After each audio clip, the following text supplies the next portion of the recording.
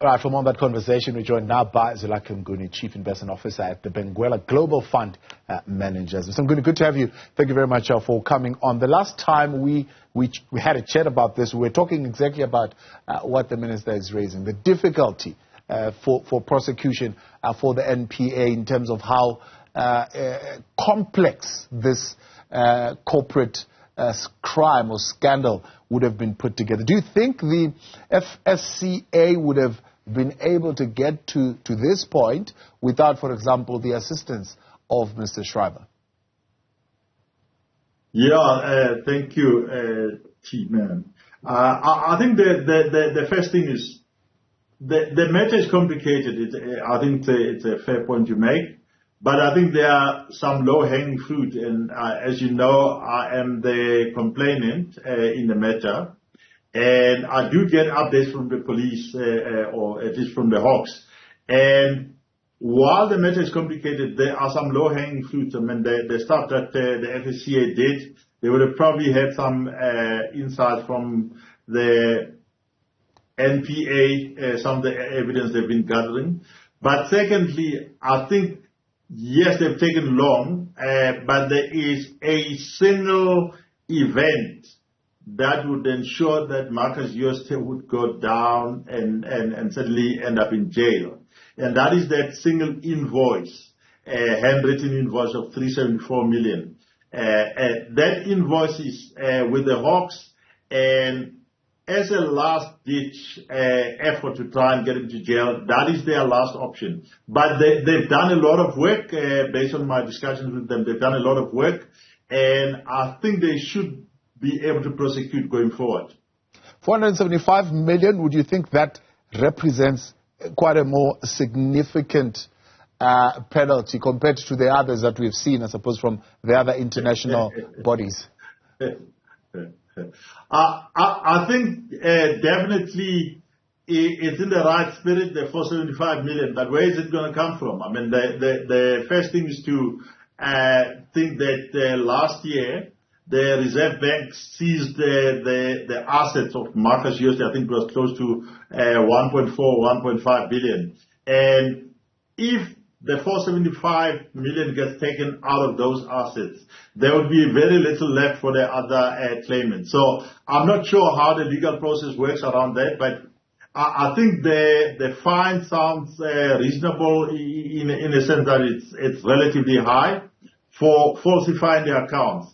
But is it actually payable? Would he pay, as they say themselves, the FSCA, that he'll probably appeal and do all sorts of efforts to try and delay the actual payment date. But as things stand, I think the fine is very exemplary to people who are committing white-collar crime. So how did they arrive at this substantial amount? I mean, fine, the reasons is you want to deter similar behavior in the market, but how do you calculate that figure?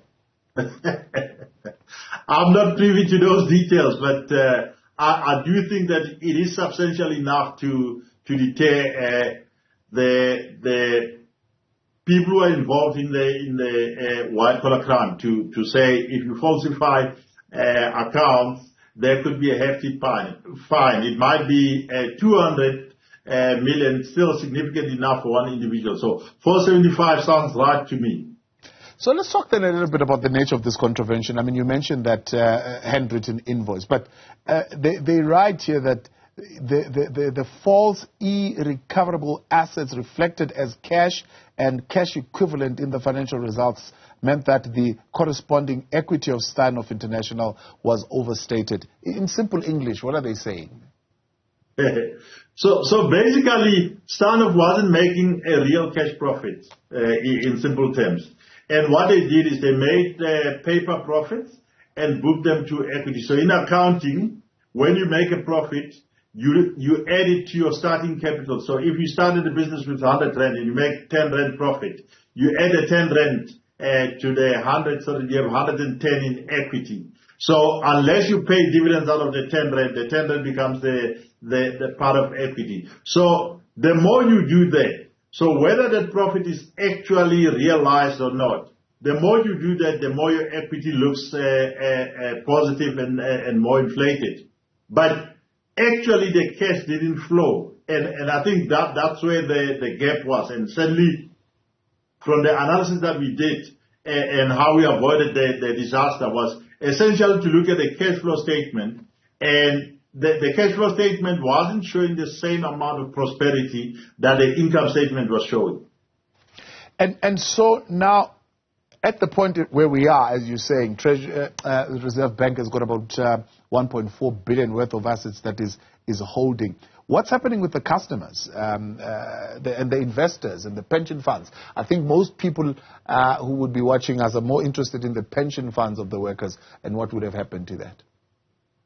Yeah, I mean, the truth is, if the assets were to be distributed, what you'll do is, let's say you go to everybody who's been wronged, and you say you've got 200 billion rand of claims, but there is only 1.5 billion of assets available. So you basically split the 1.5 based on your share of the 200 billion claims. So we are waiting in terms of that part, but I think that part is probably going to wait for the criminal process to go ahead, because it's easier for a civil claim once the criminal process has been completed, because now you've got all the evidence that you could use against the culprit, versus where you go and you try and claim civil ahead of the actual criminal. You'd actually struggle to get that evidence, because that evidence doesn't come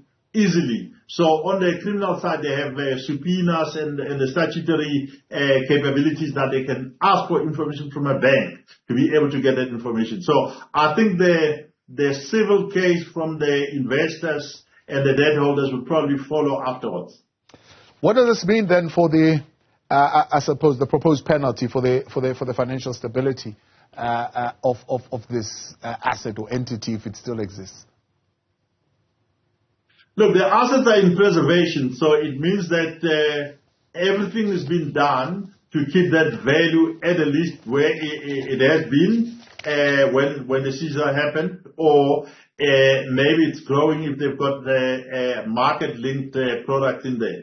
But in the meantime, those assets are waiting, and if there is a successful claim out of those assets, that would mean that the rest of the investors and other claimants would probably be left with probably 1 billion to claim from. And that would make it even smaller. You might find that you lost 200 rand and you get 15 cents in that situation. All right. Mr. Mnguni, appreciate your time. Thanks so much for staying up. I appreciate it. Zwelakhe Mnguni, Chief Investment Officer, Benguela Global Fund Managers.